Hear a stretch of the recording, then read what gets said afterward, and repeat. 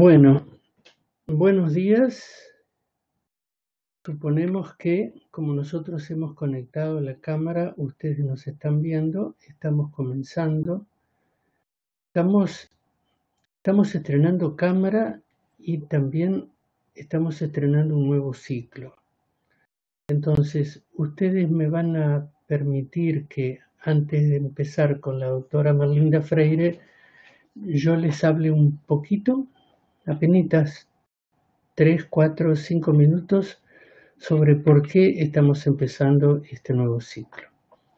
Como ustedes saben, Conéctate intentó ser el primer paso hacia la formación de una plataforma de formación a distancia capaz de generar de alguna manera diálogo intergeneracional e intercultural. Este proyecto finalizó en el mes de marzo, estamos contentísimos con el resultado y queremos continuar. La idea era que aquel proyecto era un primer paso, queremos dar los pasos siguientes y los pasos siguientes comienzan a partir de hoy. Comienza también un nuevo ciclo en cuanto a las expectativas que tenemos con respecto a ustedes, porque la idea que nos habíamos hecho al comenzar era que íbamos a tener un público conformado por aproximadamente 20 personas que íbamos a ir subiendo en el correr de las 6 primeras webinars hasta llegar a un público de unas 60. Y les tengo que contar que las personas que se inscribieron para esta webinar, no quiere decir que se vayan a conectar todas, pero las personas que se inscribieron son prácticamente 100. Entre esas personas que se inscribieron hay una persona que lo hizo desde Puerto Montt, que por lo que he visto en el mapa está en los 40 grados sur, y hay otra persona que lo hizo desde Estocolmo, que también, por lo que he visto en el mapa, porque no es algo que uno conserva en la memoria, está en los 60 grados norte. O sea que estamos llegando a un espectro geográfico que nunca habíamos imaginado. Hay 2 personas que se inscribieron desde Guatemala, hay varias personas de Chile, Argentina y Uruguay, y lo que resulta importante para nosotros es que tanto nosotros desde aquí como ustedes desde allí podemos tener la sensación de que estamos reforzando lazos que en algún momento se crearon y en algún momento desaparecieron. Por ejemplo, esta persona que está en Estocolmo, quizá, yo no lo sé, quizás sea una persona chilena que en algún momento fue a Suecia y debe haber perdido muchos de sus contactos con los chilenos que estaban en su país y sobre todo con los chilenos que hayan llegado en algún momento a Canadá. El hecho de que podamos tener este tipo de talleres en línea en las que participe gente de tantos lugares diferentes nos enriquece ya por el simple hecho de que sea posible, más allá de que en algún momento nosotros vamos a poder tener un feedback no solo de las personas que están acá, sino de personas que están en otros lados. El hecho mismo de que sepamos que estamos en contacto, creo que ya enriquece la experiencia. En 30 segundos les cuento algo que no pensaba contarles. Hace 2 semanas, el 29 de marzo, no hace 2 semanas, hace más, tuvimos una charla sobre diabetes con un grupo de adultos mayores de un centro comunitario de aquí de Toronto que se llama Davenport Perth, y la charla sobre diabetes la dio a través de esta herramienta Yasmina, que debe estar conectada por ahí, que vivió en Toronto durante 2 o 3 años y que se volvió a Chile. Las personas que estaban en ese grupo de adultos mayores que escuchaban la charla sobre diabetes, la conocen, han estado frente a ella y pensaron que cuando ella se volvió a Chile perdían todo contacto. Y lo volvieron a tener y estaban muy interesadas, creo que estaban más interesadas en ver a Yasmina que en escuchar hablar sobre diabetes. Esta es la riqueza de la herramienta, esto es lo que queremos seguir manteniendo a partir de hoy.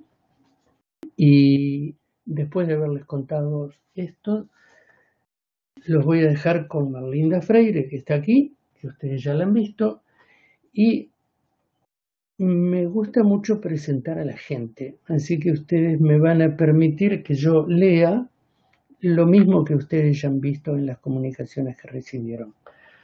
Marlinda Freire se graduó en 1970 en la Universidad de Concepción, participó en promoción de salud infantil durante el gobierno de la Unión Popular, salió de Chile con sus hijos protegida por Naciones Unidas e ingresó a Canadá en 1974.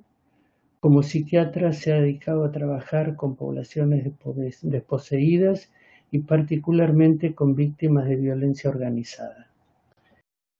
Profesor asistente en la Universidad de Toronto, ha enseñado en las universidades de Ryerson y Addis Abeba y en el Centro Canadiense para Víctimas de Tortura desde 1982 hasta la fecha. Fue jefa de psiquiatría del Consejo de Educación entre 1987 y 2003, donde promovió servicios para niños refugiados e inmigrantes en tratamiento de trauma y retención del idioma materno.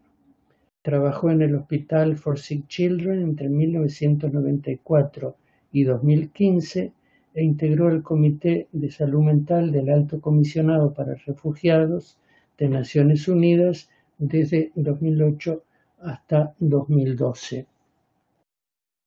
Nos va a hablar, como ustedes saben, de la importancia del lenguaje y de la retención del lenguaje materno en los niños, que es un tema que ya hemos tocado en una oportunidad anterior en este ciclo y en actividades anteriores porque nos parece vital. Yo no tengo más que darle las gracias a ella, dejarlos con ella y esperar que todo esto salga bien. Usted, Marlinda, me avisa, sí, por favor, cuando ponemos la pantalla. Gracias, Horacio.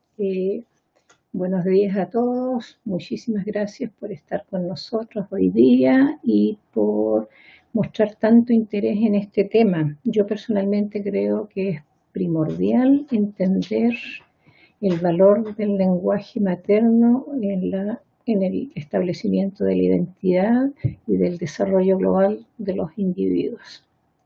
¿Podemos empezar?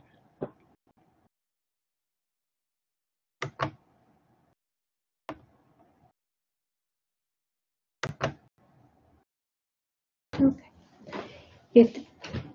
El tema que yo voy a abordar hoy día es sobre la adquisición del idioma materno y también voy a tocar en el proceso de conseguir ser bilingüe y los procesos básicos de adquisición del lenguaje son absolutamente los mismos en cualquier idioma y en cualquier país, así que los principios básicos que aquí voy a conversar son los mismos, pero yo me voy a referir a lo que significa adquirir el primer lenguaje y un segundo lenguaje en situaciones particulares como son el hacerlo en un país que no es el propio y con un idioma que no es el propio.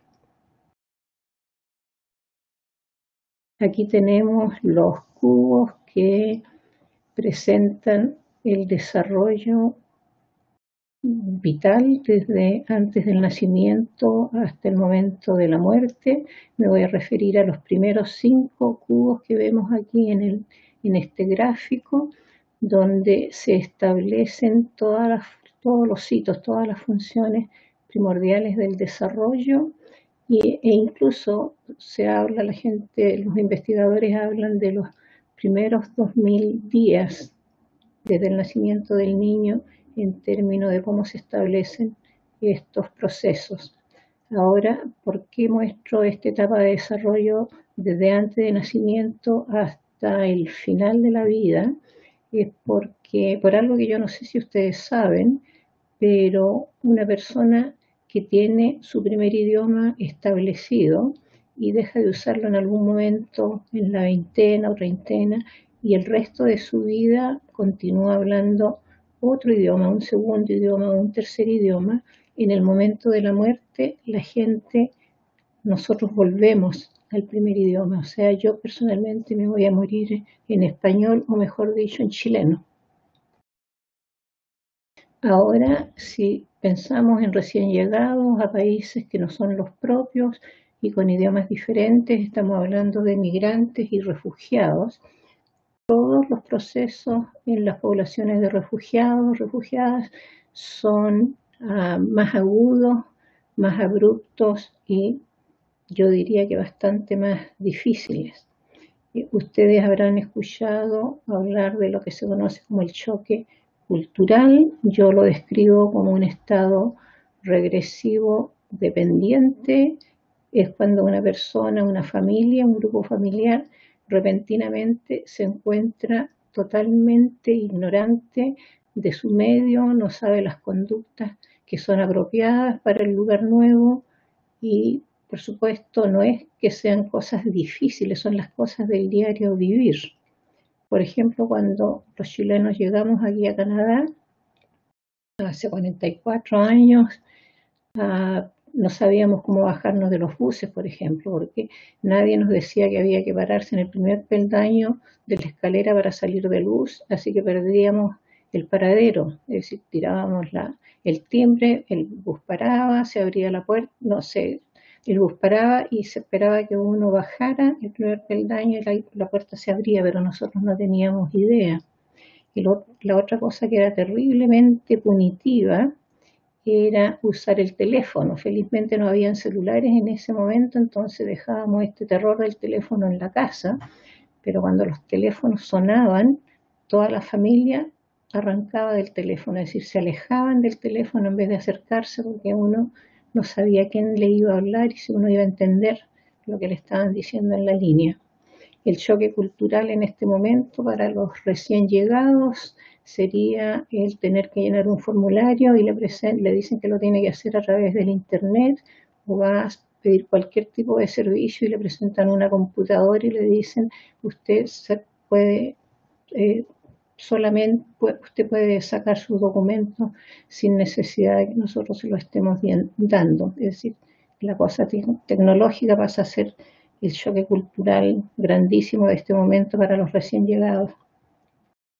Con respecto del choque lingüístico, este concepto yo lo saqué prestado del proceso de aprendizaje de lenguaje en condiciones naturales cuando la gente aprende un segundo idioma, pero para nosotros, para mí personalmente, el choque lingüístico es la transformación de una persona que, independiente de su profesión, independiente de su nivel de estudio, repentinamente se encuentra en un estado preverbal y analfabeto, porque uno no puede hablar, no puede leer, no puede escribir, no puede llenar formularios y no hay manera de resolver el problema en forma práctica en tiempo corto.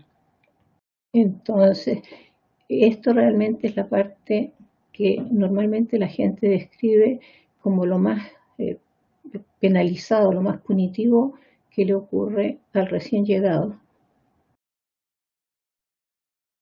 Ahora, ninguno de estos procesos yo los he visto descritos en la literatura que corresponde a los niños pequeños, pero este testimonio nos indica cómo esta niñita de 6 años procesa estas experiencias que ella está teniendo. Esta niña llegó a mi oficina sumamente deprimida, ella se acostaba en un sillón y se colocaba en posición fetal y era todo lo que hacía.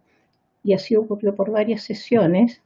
Ella dice en el momento que empieza a dar indicaciones de que se está recuperando: yo vengo de Argentina, yo soy argentina, yo quiero volver a Argentina, no me gusta Canadá, no me gusta la escuela, yo tampoco les gusto a ellos.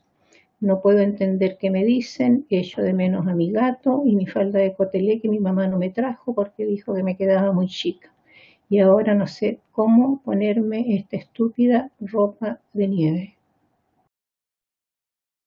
Ahora, para hacer el enlace en lo que yo propongo, que el lenguaje es la base del sentido de identidad y por lo tanto del desarrollo global del individuo, tenemos que lo que hace al ser humano humano es el lenguaje.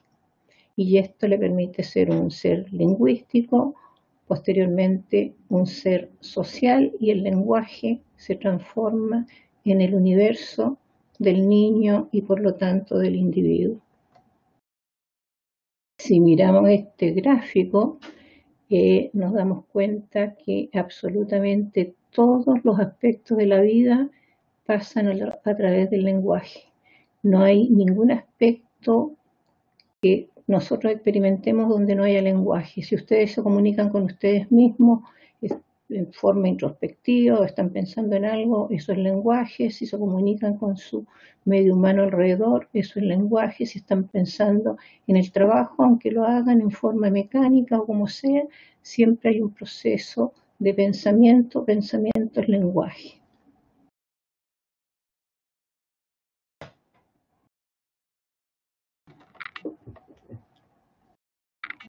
Nosotros hemos previsto hacerles en este momento una consulta y les vamos a pedir que ustedes respondan. El mecanismo con el que funciona esto es: ustedes eligen una de las tres respuestas que hay a la izquierda. Una vez que han elegido la respuesta, envían el voto donde dice Submit Vote.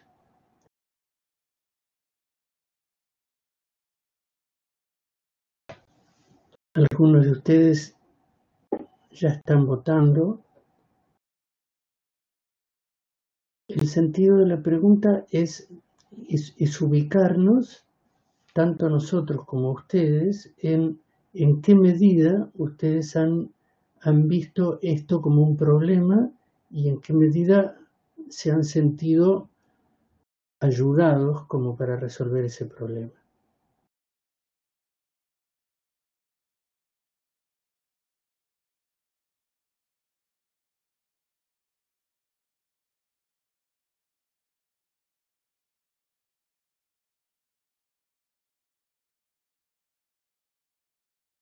Ha habido un mensaje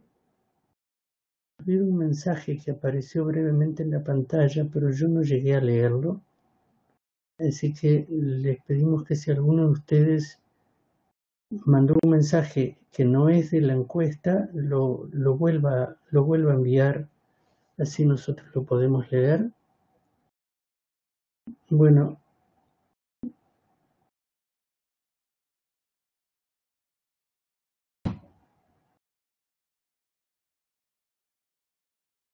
aquí Adriana Godoy nos dijo que su hijo llegó grande, así que no tuvo esa experiencia. Hay alguien que ha dicho que no pudo votar. Realmente no, desde aquí no lo podemos solucionar, pero yo diría que ya tenemos una idea. Ustedes creo que están viendo esto, hay un 6% que ha contestado que sí, que han tenido la ayuda y ha sido suficiente. Hay un 29% que han contestado que la ayuda ha sido suficiente, que sí han recibido ayuda, pero que no ha sido suficiente, y hay un 65% de personas que han contestado que no. Yo voy a cerrar la encuesta. Ahora tenemos una idea de dónde estamos parados y la doctora Freire sigue con ustedes.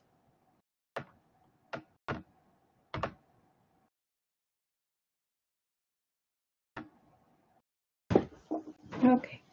volvamos a lo del desarrollo global del niño. Tenemos que, yo aquí coloqué el desarrollo lingüístico primero, cognitivo, emocional, psicológico, social, pero no incluí el desarrollo físico porque básicamente lo que quiero revisar es el aspecto psicoemocional del aprendizaje del lenguaje.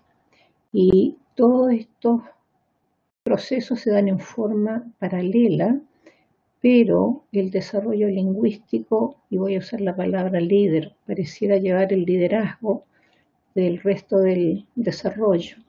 Por ejemplo, si ustedes piensan en los niños que tienen problemas de lenguaje, un 6 a 7% presentan problemas de lenguaje y corresponda a lo que corresponda, digamos, un niño o niños que estén en el espectro del autismo o niños sordos mudos o niños que tengan cualquier tipo de problema de lenguaje, esto va a tener una repercusión en el resto de su desarrollo. Ustedes han conocido a algún niño autista, por ejemplo, o un niño que no se puede comunicar, piensen en el resto del desarrollo del niño a nivel psicoemocional y van a saber de lo que yo estoy hablando. Ahora, las circunstancias en las que el niño aprende su primer idioma teniendo que enfrentar un segundo idioma, el caso de los recién llegados a países que no son el propio, con idiomas que no son el idioma propio, y estos niños pueden nacer en el segundo país o en el país de acogida o pueden haber llegado pequeños. Ahora, cuando esto ocurre, los padres, es decir, la primera generación, los padres de estos niños están experimentando su cultura, su cosa étnica y su lenguaje de una manera que la única traducción que se me ocurre es decir exaltada o sobre reaccionada o con un estado de hipersensibilidad, porque antes de esta experiencia nadie le había preguntado a uno de dónde era, de dónde venía, qué idioma hablaba. Entonces era todo absolutamente nuevo en esta etapa de choque cultural y lingüístico. Por ejemplo, me acuerdo que mucha gente, por supuesto, me miraba a la cara y me decía, ¿y usted viene de China? Y yo decía, no, yo no vengo de China, yo soy de Chile. Entonces la próxima cosa, la afirmación era, pero Chile está al lado de China. Yo decía, no, Chile no está al lado de China, ¿ya? Entonces ese era el tipo de cosas y en esa situación nuestros niños estaban tratando de mantener el idioma si eran chiquitos o niños que recién nacían y que estaban tratando de aprender su lenguaje de medio ambiente, digamos, familiar. Los mecanismos de sobrevivencia que se utilizan durante ese periodo y de repente a través de la vida son el asociarse con gente que es como uno, que viene del mismo lugar, que viene de la misma parte del mundo, que donde nos vemos, nos reconocemos, donde no tenemos que explicar las razones o no tenemos que convencerlos de las razones por las cuales estamos en este segundo país, peleando con el segundo idioma. Estos son los guetos o los barrios étnicos. Y lo que yo vi, lo que encontré mientras trabajaba en el sistema escolar es que las decisiones que se hacían no eran precisamente las mejores. Es decir, a los padres se les aconsejaba que para que el niño aprendiera inglés más rápido, les hablaran en inglés. Papás que no hablaban inglés malamente lo podían hacer. Y cuando habían 2 o 3 niños o 4 niños del mismo lenguaje o del mismo país, se decidía que en la sala de clases se los iba a sentar separados o se los iba a cambiar de sala de clases, porque si el niño se sumergía en un idioma, en este caso de hablar inglés, lo iba a aprender más rápido que si estaba con gente que hablaba el mismo idioma. Y eso es un tremendo problema porque como medida de sobrevivencia emocional uno necesita estar con gente que sea como uno y que hable el idioma que uno habla. Ahora, el lenguaje precede a la formación de quienes somos. Voy a hablar de la formación del yo o de la formación del ser.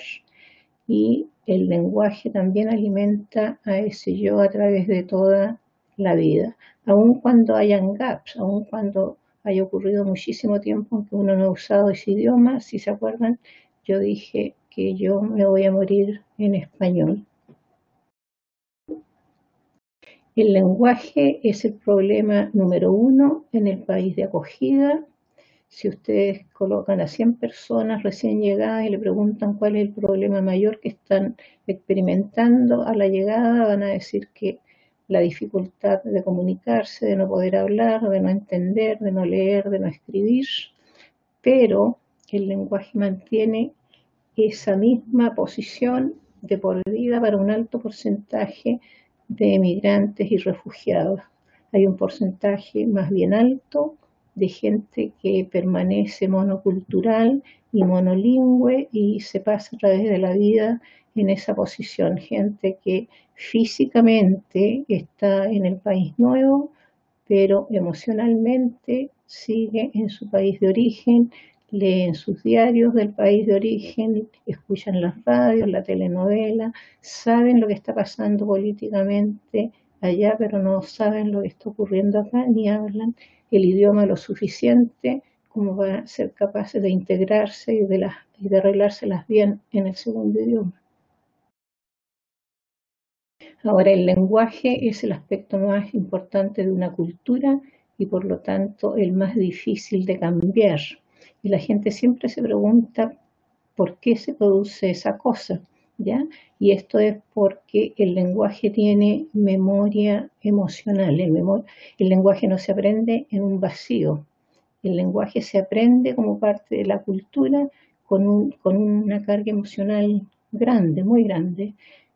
Si ustedes piensan, realmente nosotros somos una colección de memorias y esto lo podemos ver, por ejemplo, en los casos de demencia avanzada, que la gente pierde sus memorias y deja de ser, esa persona es como si no existiera. Ahora el lenguaje empieza antes del nacimiento, hay un imprinting o una impresión lingüística durante el embarazo en el feto hasta el momento de nacer, y alguna gente dice que es el cerebro el que sufre, el que tiene ese imprinting, otra gente puede pensar que es la mente, otra gente dice que es el alma que se le imprime antes de nacer en el lenguaje de los papás o de la mamá.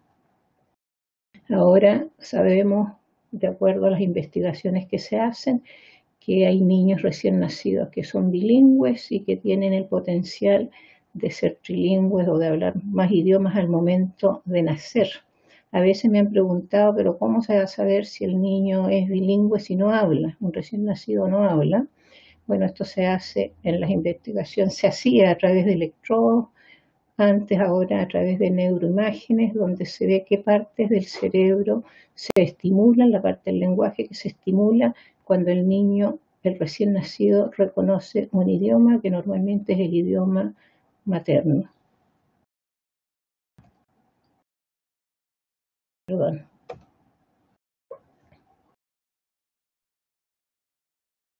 En la etapa prenatal, la impresión lingüística de que yo estaba hablando, yo me acuerdo, por ejemplo, cuando mi hijo y su señora esperaban a su primer niño, mi hijo empezó a hablarle a esta barriguita embarazada, le recitaba Oda a las cosas de Pablo Neruda y su señora las recitaba en inglés.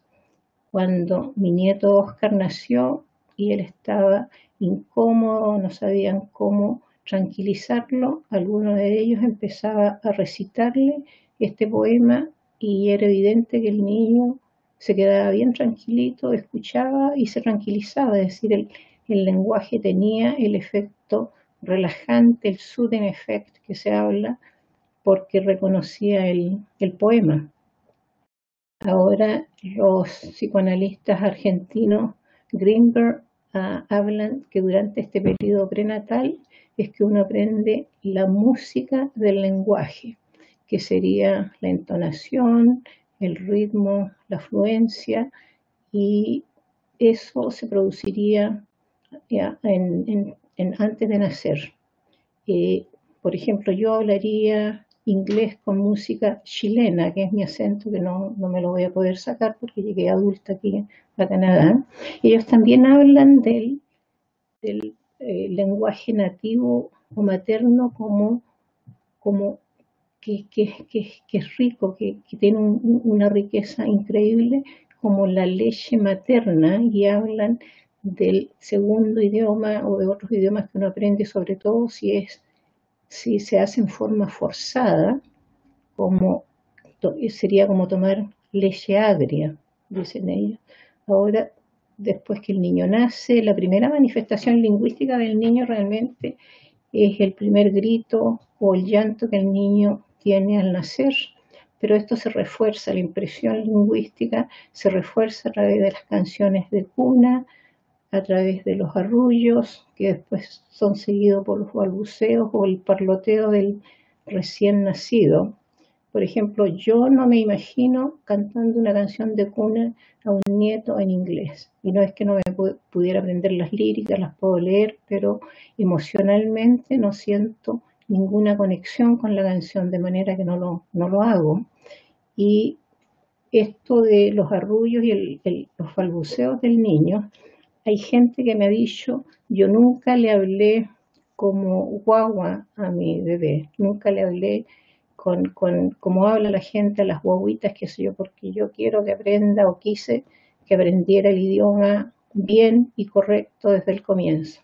Bueno, el idioma de bebé o el lenguaje de guagua que decimos se llama maderés, es sumamente importante en el desarrollo lingüístico del niño. Estamos hablando del idioma materno, y es tan importante porque es interactivo, hay una tremenda energía, un tremendo intercambio emocional que se produce durante ese proceso, y esto ustedes lo pueden probar, por ejemplo, si ustedes tratan de hablar como guaguita, teniendo una foto de un niño o viendo una imagen de un niño en una pantalla o hablándole a una muñeca, ese lenguaje no va a tener la calidad del lenguaje de bebé que uno produce cuando tiene al bebé enfrente de uno. Es decir, realmente se requiere tener al recién nacido, al bebé, frente a uno para poder producir un idioma de bebé de buena calidad, porque hay muchísimo que ocurre durante ese proceso de estarse hablando como bebé. Ahora, el lenguaje materno nativo se aprende solamente una vez. Solamente una vez aprende uno a hablar, a leer y a escribir. Ahora, esta parte de aprender solamente una vez a hacer, o es un postulado mío. Esto es yo estoy haciendo mi contribución aquí, porque personalmente siento que si uno aprende a ser una buena persona en su propio idioma y en su país, va a poder ser una buena persona en cualquier lugar del mundo y en cualquier idioma que uno lo coloque. Ahora, todos estos procesos se pueden duplicar o multiplicar como sea necesario a través de la vida, pero la base está dada con el idioma materno: hablar, leer, escribir y ser.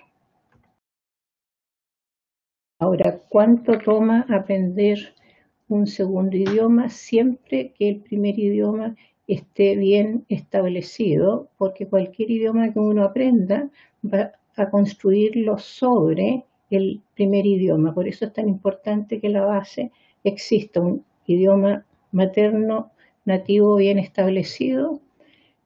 El segundo idioma, que se llamaría la primera parte, se llamaría el idioma funcional, toma alrededor de 2 años, que es lo que permite más o menos comunicarse en las cosas del diario vivir, medio entender, medio poder contestar, pero uno se las arregla.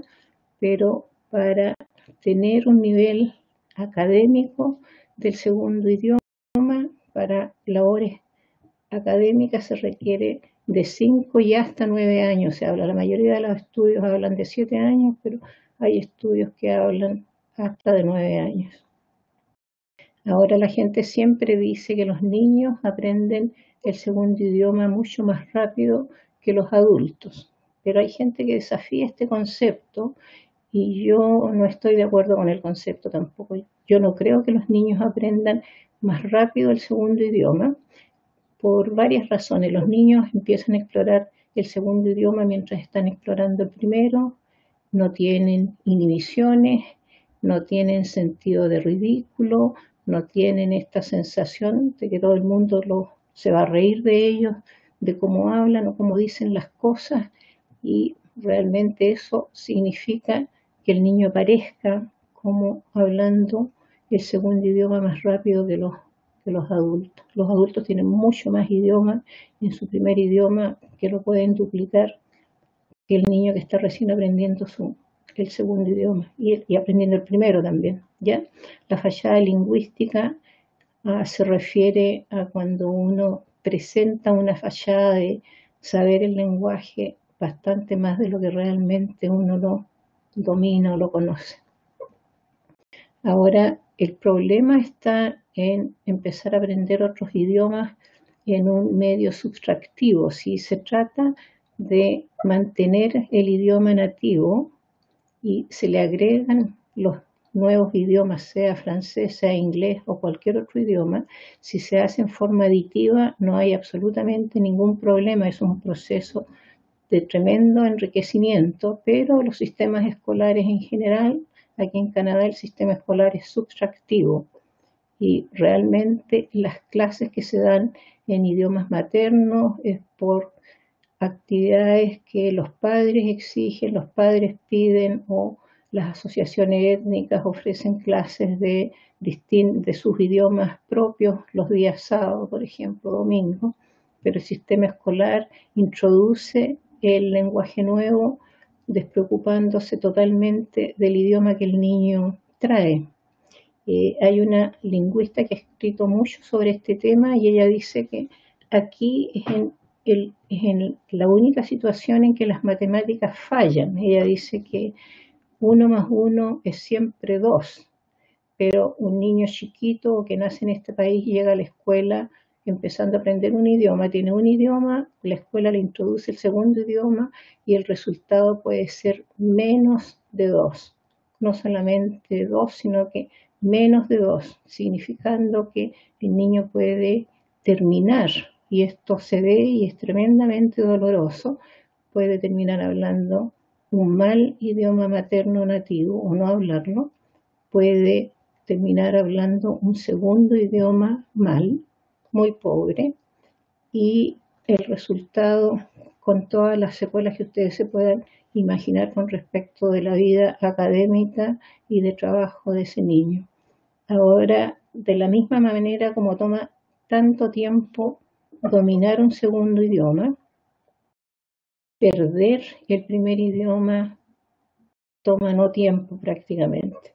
En los niños muy chiquitos, menos de 5 años, si de repente introducen un segundo idioma y no hay ningún apoyo para que siga aprendiendo el primer idioma, nadie le habla en su idioma, nadie le dice nada en su idioma, el niño lo deja de usar, lo pierde en menos de 4 meses. Los niños más grandes, de 6 años, pueden retener lo que se llama el lenguaje pasivo, si es que lo tienen semiestablecido o establecido, quiere decir que si después ese niño se coloca, se sumerge en un medio donde se habla ese primer idioma que él lo tiene en forma pasiva, el niño lo recupera en muy poco tiempo. Ahora, ¿cuáles son los niños que están a mayor riesgo? Son los niños recién nacidos y hasta la edad de los preescolares, menos de 6 años, y es básicamente porque no tienen el primer idioma, el idioma materno, el idioma de la casa, bien establecido cuando se le introduce el segundo idioma, y si se le da poco apoyo puede correr el riesgo de perderlo o de tenerlo de manera muy defectuosa. Y acordémonos que los padres trabajan muy duro, algunos papás trabajan en 2 trabajos, no hay mucha gente en la casa, los niños siempre están en en guarderías, en lugares donde los niños hablan el primer idioma. En los años nuestros ni siquiera los niños se podían reconocer con los trabajadores de las guarderías, porque habían puros profesores anglosajones, no había la cantidad de gente que ahora se ve que son de distintos grupos étnicos como profesores de guardería. Y los otros niños que están bastante a riesgo también son los adolescentes, los que llegan al país con más de 12 años, y estos niños no están a riesgo de perder el primer idioma, lo tienen absolutamente establecido, tienen un sentido de identidad bien establecido, pero tienen poco tiempo para aprender el segundo idioma lo suficientemente bien, y tampoco tienen tiempo de aprender cómo funciona el sistema escolar antes de que tengan que hacer decisiones de estudios post escuela secundaria. Ese es el riesgo mayor.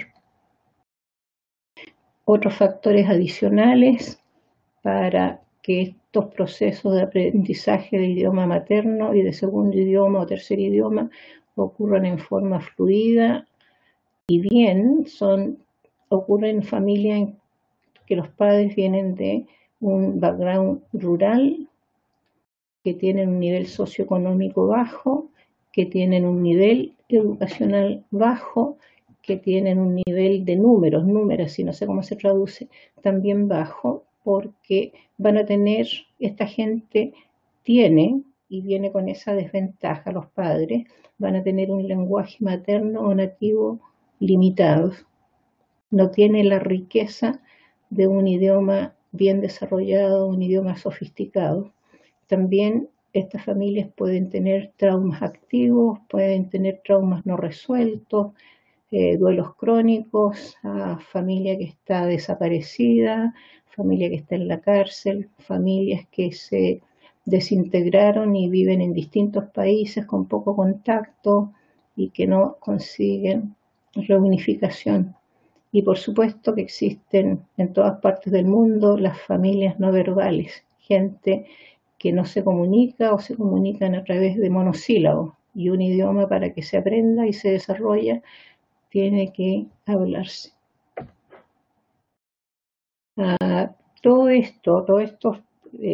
estas cosas que están, estos factores que están como en contra de este niño que sea bilingüe completo, digamos, y con padres que también pueden tener dificultades en conseguir el segundo idioma, va a significar que va a haber una adaptación conflictiva al país receptor y con una integración muy limitada en el nuevo país. En los adolescentes va a significar una deserción o abandono escolar, que en este momento es de alrededor para la población latina de un 40%, y estos niños están muy a riesgo de encontrar lo que para ellos viene a constituir como una familia en subculturas criminales como son las pandillas y los gangs, donde terminan teniendo problemas con el sistema de justicia y la policía. Ahora, si el proceso de la adquisición del idioma materno se da bien, vamos a tener que esto va a servir como base de la fundación de la identidad, va a ser el lenguaje emocional común de la familia y de los que se han quedado en sus países de origen. Si los niños más tarde se van a poder comunicar con abuelos, con tíos, con gente que pudiera en algún momento reunirse allá o acá, el lenguaje materno va a favorecer la cercanía emocional, una comunicación familiar efectiva en que los papás y los niños se van a entender. Los padres van a ser capaces de socializar a este niño, donde le van a entregar lo que para ellos es importante, sus valores, lo que es bueno, lo que es malo, lo que es correcto, lo que es incorrecto. Van a poder pasar ese sentido de humor que puede ser muy particular en los distintos países, pero eso se hace a través del idioma materno. El niño va a tener un mejor rendimiento académico, los niños bilingües tienen un mejor rendimiento académico, tienen mejores índices de salud, menores, la brecha generacional entre padres e hijos va a ser menor, y lo mismo la brecha bicultural bilingüe va a ser menor. Ahora, la negociación bilingüe bicultural es un proceso activo entre los padres y los hijos. No es solamente que el niño tenga que hacer el esfuerzo o los padres tengan que hacer el esfuerzo, un esfuerzo mutuo para conseguir un balance armónico en esto de los dos lenguajes y de las dos culturas.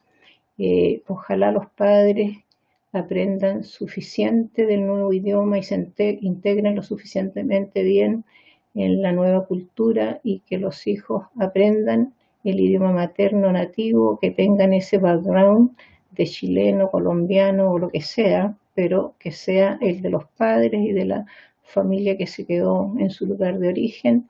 Y esto va a significar un balance armónico de lenguaje, de cultura, y lo que se ha descrito también es que la gente bilingüe bicultural tiene una resiliencia étnica que es mayor, es decir, gente que tiene más fortaleza, que tienen convicciones más claras, gente que puede enfrentar situaciones difíciles de mejor manera que una persona que no tenga esos elementos. Y coloqué aquí el Spanglish porque si tenemos un niño que habla muy buen español y habla un muy buen inglés, ese niño automáticamente tiene un tercer idioma, no son dos, son tres, porque el Spanglish, que es una mezcla de un buen español y de un buen inglés, es un tercer idioma. El problema ocurre cuando el Spanglish es una mezcla de un inglés malo o deficiente y de un español malo o deficiente, entonces el Spanglish no tiene mucha forma de lenguaje. A mí me ocurrió más de alguna vez que estuve en reuniones para algún niño latino que estaba teniendo dificultades académicas, y lo que escuché era que el niño lo hacía muy mal en el colegio, pero no hablaba inglés, pero sí hablaba español. Esto de parte del colegio, de los profesores, del psicólogo, de la trabajadora social, etc. Cuando hablaba con la familia de este niño, y la familia sabía que el niño le estaba yendo mal en el colegio, lo que yo escuchaba era que el niño sí le iba mal en el colegio y que no hablaba español, pero hablaba inglés. Entonces tenemos a un niño que no hablaba ninguno de los dos idiomas y estaba medio como perdido en un espacio lingüístico de dos idiomas. Ahora, cuando los papás y los niños no hablan el mismo idioma, se produce el fenómeno de los lenguajes secretos. Los papás no saben qué pasa con los hijos pueden hablar y los papás no se enteran. Lo mismo para el lado de los niños. Se habla del silencio emocional que sufre el niño cuando no puede entender el idioma de los padres o de la mamá o del papá, el empobrecimiento emocional, que es una faceta de lo mismo anterior, y se habla del síndrome de los extraños o de los desconocidos, cuando padres e hijos no se reconocen. ¿Cuáles son las implicaciones psicoemocionales cuando se adquiere el segundo idioma pero se ha perdido el primero? ¿Ya? Están a riesgo una serie de procesos sumamente importantes, ya los he mencionado un poco anteriormente. El rol de la familia va a estar a riesgo porque esos padres no van a poder ser papás con niños con los cuales no se pueden comunicar. El desarrollo emocional de ese niño va a estar en peligro.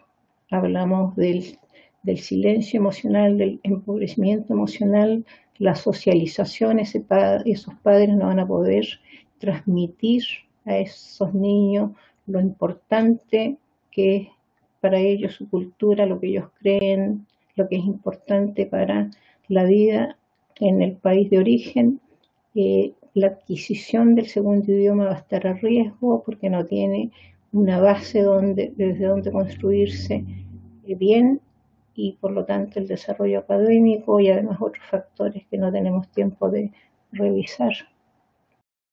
Ahora, ¿cuál es la preocupación de los padres con respecto del niño si estamos en una situación donde hay un idioma distinto que se habla fuera de la casa, que el niño no aprenda el primer idioma o que se le olvide o que no aprenda a leer ni escribir en el primer idioma, que no aprenda ninguno de los idiomas bien, que el introducirle otros idiomas nos vaya a confundir más y que cuando el niño crezca va a elegir el nuevo idioma, en este caso el inglés, sobre el español, y que el lenguaje materno se pierda. Ahora, todo esto es absolutamente posible, pero la introducción de un segundo idioma que confunda a los niños no se da si las cosas se hacen como corresponde, digamos. Si el niño tiene bien establecido su primer idioma, no lo va a confundir un segundo idioma.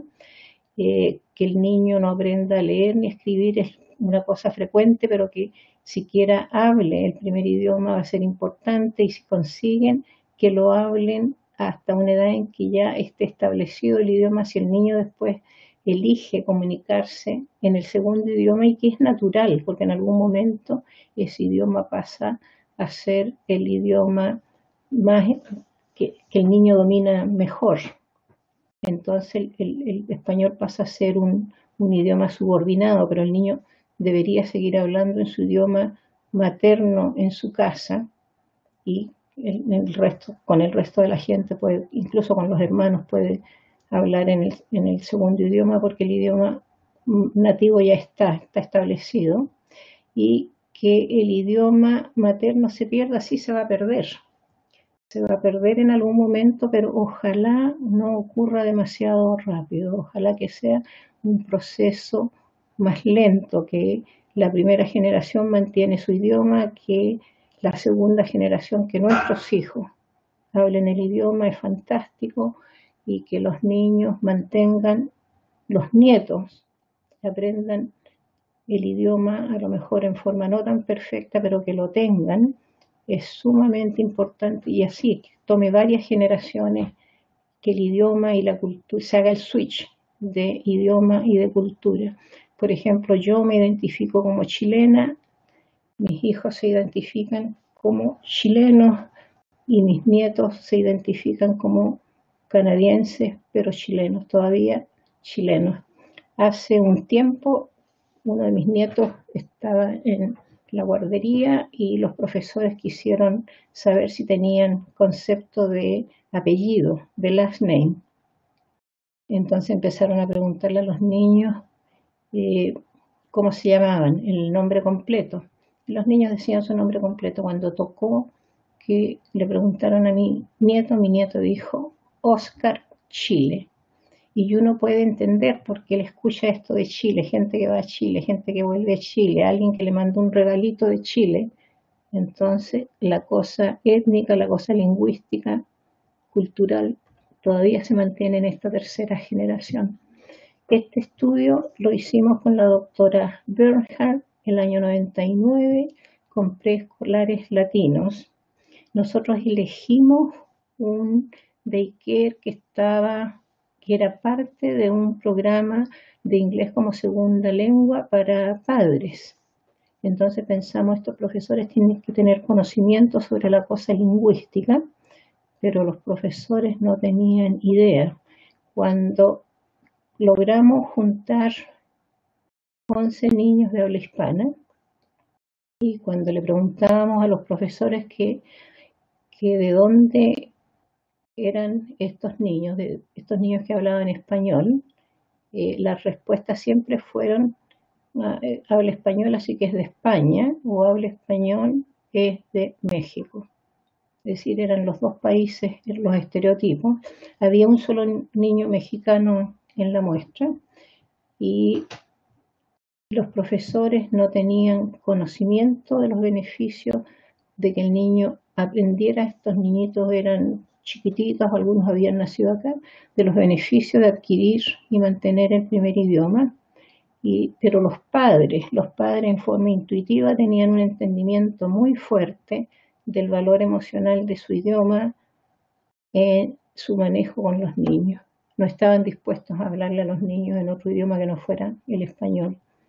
Y los profesores no tenían ningún conocimiento del background étnico de los distintos niños latinoamericanos, no idea de los sistemas educacionales que son diferentes, no idea de las posibilidades de trauma de estos niños. Y lo más penoso fue que al final del estudio les tratamos de explicar quiénes eran estas familias que estaban en el proceso de solicitar refugio, y la opinión más o menos generalizada era que era gente que se estaba tratando de aprovechar del sistema. Entonces, este estudio nos mostró lo que se ve en un montón de otros estudios, que hay una evaluación de lo que se llama el capital humano del recién llegado, que significa a nivel educacional, a nivel profesional, lenguaje, y la responsabilidad de entender el sistema educacional nuevo y de aprender el idioma nuevo recaía solamente en padres y niños. Yo no creo que la situación sea muy diferente en estos momentos. Rubén Rambó es un sociólogo cubano que ha hecho muchos estudios al respecto con emigrantes y refugiados. En el año 2004 hizo una encuesta como de más de 5.000 estudiantes de grado 7 y 8, y dividió a estos niños en 3 generaciones: la generación 1.75, 1.5 y 1.25. La 1.75 son los niños menores de 6 años, los 1.5 entre 7 y 12 más o menos, y los 1.25 sobre los 12 años. Los niños más exitosos en términos académicos y de uso del lenguaje fueron los niños del medio, los niños 1.5, que son los niños que ya tenían establecido el idioma cuando llegaron a Estados Unidos. Está en Estados Unidos este niño que es bilingüe, bicultural y binacional. Ahora, ¿cuáles son las características de este niño o niña bilingüe? Y podría este momento utilizarlo para recordar que el aprendizaje del lenguaje no se da en vacío. En el vacío siempre está atado a la cosa cultural. Cuando el recién nacido empieza a explorar con el lenguaje, a hacer sonidos, a hacer ruido, a hacer gorgoritos o lo que sea, lo hace también al mismo tiempo con olores, con colores, con la textura de la piel de la mamá que lo amamanta, con el sabor de la leche. Es decir, todo eso se va dando y todo eso va creando memorias, y todo eso es parte de la cultura.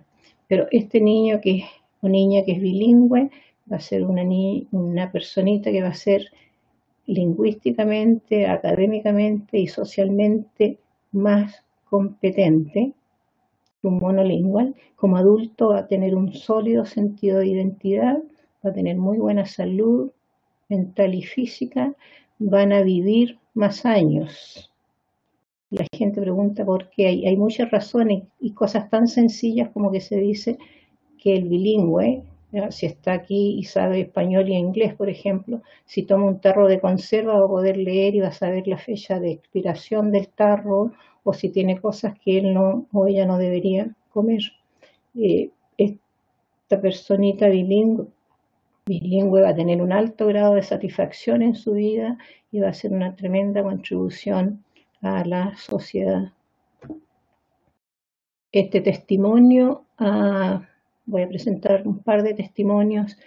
Trato de entender qué pasa en mi casa. A veces veo a mis padres peleando y no sé por qué. ¿Qué es lo que no anda bien? Cuando vamos a fiestas, todos hablan español. La gente me hace preguntas y yo solamente me sonrío y me voy para otro lado. Un niño de 9 años. Este testimonio de Mónica, también de 9 años. Primero pensé que iba a ser bailarina de ballet, después cantante, después un doctor de gente, después un doctor de regalones y después pensé que iba a hacer nada. En términos de derechos, y estos son resúmenes de Naciones Unidas y de la Comisión de la Comunidad Europea, tenemos que los niños tienen derecho a saber y usar su idioma materno nativo en cualquier parte en que ellos se encuentren. Resolución de Naciones Unidas del año 89, y el idioma materno nativo es vital en el desarrollo global del niño. Por supuesto que esto es un muy resumen. Comisión de la Comunidad Europea del año 78, pero pudiera haber alguna cosa mucho más reciente. Esto es lo que yo tengo en mi ficha. Seguramente ustedes saben, pero en este momento se dice que para los jóvenes y para los niños del futuro, para que sean exitosos a nivel profesional, se tiene que saber hablar, se tiene que saber el inglés, español y un idioma asiático, sea el que sea cantonés, sea mandarín, sea japonés u otro. Pero una de las cosas con las que tenemos que tener cuidado y tenemos que saber es que el idioma, el inglés se considera el idioma asesino, se llama the killer language, así le dicen, porque tiende a hacer desaparecer todos los idiomas con los que hace contacto. De manera que la tarea realmente es aprender inglés, pero preservar el idioma materno o nativo a toda costa.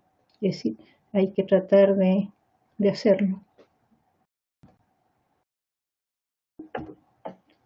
Ahora quiero terminar con dos cosas, pero no sé si quieres hacer la consulta primero. Hacemos la consulta, ¿Ya? después usted termina. Eso, por favor. Y yo me quedé con ganas de decir algo, porque realmente este tema me apasiona. A ver, primero vamos a hacer esta consulta y le vamos a agradecer a ustedes que la contesten, porque así como queríamos tener una idea de dónde estábamos situados, queremos tener una idea de qué pasó a partir de esta charla. La pregunta es si ustedes se han sentido reflejados en los procesos o en las experiencias descritas en esta webinar, es decir, si algo de lo que hemos hablado aquí ha tenido que ver en algún momento de sus vidas con lo que ustedes mismos sentían o experimentaban. El sistema es el mismo, que nos envíen, que voten y que luego aprieten el botoncito que dice Submit Vote.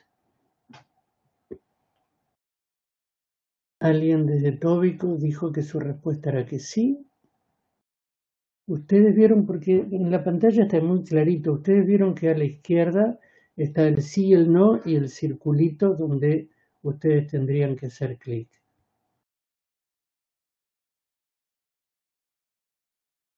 Bueno, nosotros pensábamos que casi todos ustedes iban a decir que sí. Afortunadamente todos han dicho que sí, es decir, este es un tema que de alguna manera o nos impacta de lleno o nos ha rozado en algún momento de nuestra vida, pero no es un tema del que hayamos podido sustraernos ninguno de nosotros. Yo voy a cerrar la encuesta para que Merlinda haga la conclusión y después, como le decía a ella recién, me quedo con ganas de decir algo y usted me va a dejar. Diga todo lo que quiera. Adelante. Ok. Un par de cosas, o tres serían. Me alegro mucho con el resultado de la última encuesta, porque yo creo que este tema es sumamente importante, pero no se habla ni se enseña, pero la información está.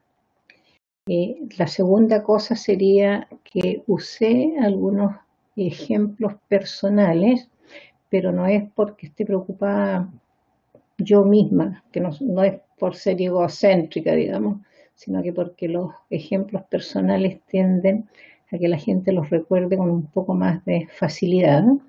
Y quiero terminar este webinar con algo positivo y les voy a contar una historia. Lo único que siento es que yo no voy a poder ser testigo, no voy a poder escuchar la reacción de ustedes, pero me la voy a imaginar. Y la historia es la siguiente.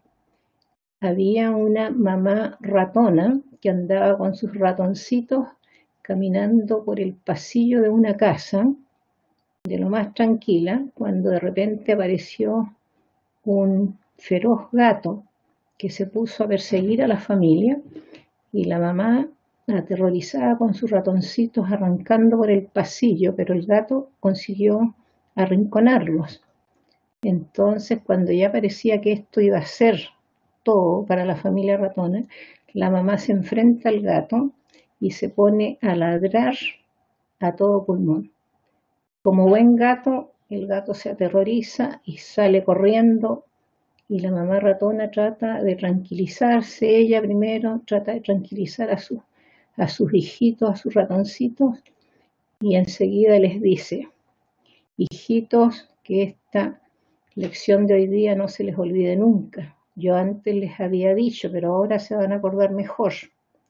Saber un segundo idioma les puede salvar la vida.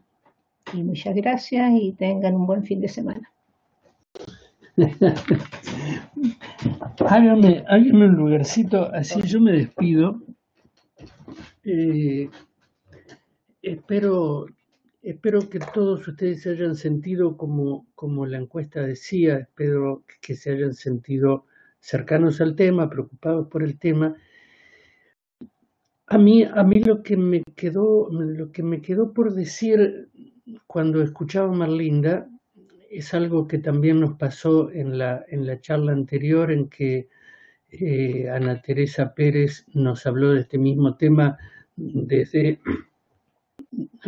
otro punto, desde el punto no de la psiquiatra y la pediatra en el caso de Marlinda Freire, sino en el caso de la lingüista. Y me alegro mucho que hayamos tenido estas dos experiencias, pero me quedo con la sensación de que tendría que quedar claro que, en primer lugar, que los niños sean bilingües es bueno para ellos. En ningún sentido es un riesgo, en ningún sentido van a tener ni problemas de aprendizaje ni problemas en su vida de relación. Es decir, nadie los va a discriminar por el hecho de que sepan hablar más de un idioma. Todo lo contrario, van a tener más oportunidades en la vida. Pero sobre todo lo que tenemos que tener en claro es, vivimos en una sociedad en la que eso no se comprende bien, en la que eso no es totalmente aceptado y en la que desde el sistema escolar no solo vamos a experimentar problemas para que ellos colaboren, sino que ni siquiera vamos a tener muchas herramientas para que eso sea posible. Es decir, nuestra comunidad forma un 2% de la población de Canadá, un 2 con un poco más, casi 3 de la población de Toronto, y no vamos a tener la fuerza suficiente como para decirle al sistema de enseñanza que tiene que ocuparse más de nosotros. Nosotros como comunidad tenemos que encontrar mecanismos suficientes como para, en primer lugar, poner estos temas sobre la mesa junto con ustedes. Y en segundo lugar, poder desarrollar mecanismos a partir de los cuales los chicos se sientan más cómodos o más motivados para mantener su primera lengua. Estas cosas que estamos haciendo intentan también ser una contribución para eso. Conseguir encontrar temas de interés multigeneracional y hacerlo en nuestro idioma es una pequeña contribución nuestra a que eso sea posible. No tengo más que agradecerles, despedirnos hasta la próxima vez y recordarles que en la página web de Latinas en Toronto, que es www.latinasentoronto.org, están todas las grabaciones de los webinars anteriores y dentro de unos días va a estar la grabación de esta de hoy. Chao, muchísimas gracias y hasta la próxima.